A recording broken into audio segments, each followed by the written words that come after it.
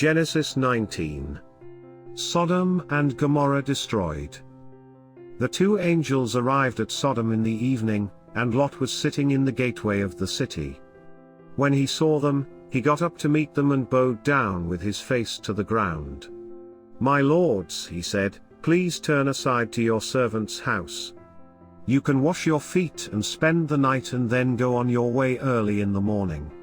"No," they answered, "we will spend the night in the square." But he insisted so strongly that they did go with him and entered his house. He prepared a meal for them, baking bread without yeast, and they ate. Before they had gone to bed, all the men from every part of the city of Sodom, both young and old, surrounded the house.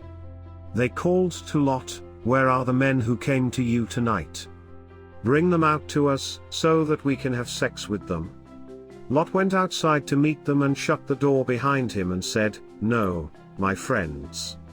Don't do this wicked thing. Look, I have two daughters who have never slept with a man. Let me bring them out to you, and you can do what you like with them. But don't do anything to these men, for they have come under the protection of my roof." "Get out of our way," they replied. "This fellow came here as a foreigner, and now he wants to play the judge. We'll treat you worse than them." They kept bringing pressure on Lot and moved forward to break down the door.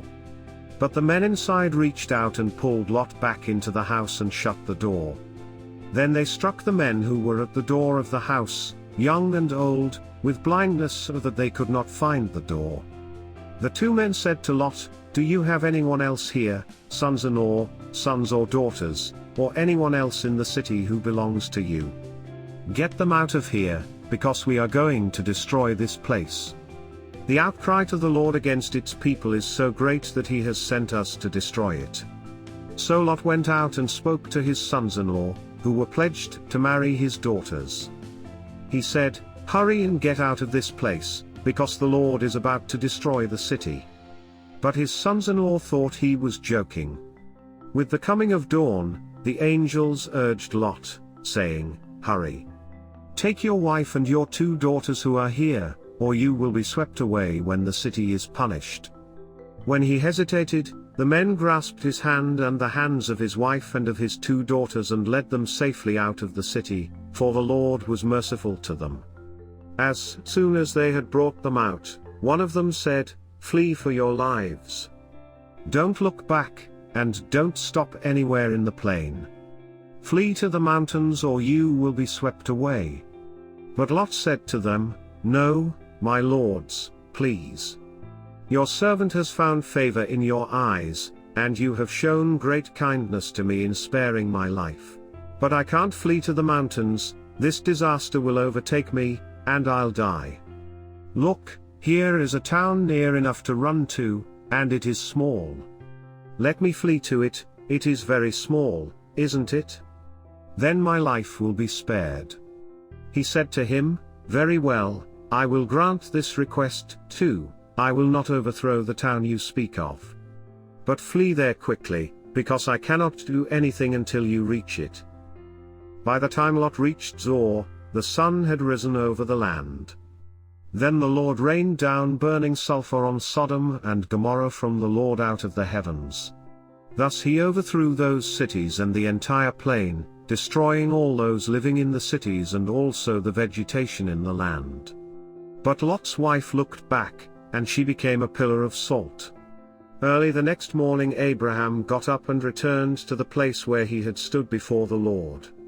He looked down toward Sodom and Gomorrah, toward all the land of the plain, and he saw dense smoke rising from the land, like smoke from a furnace.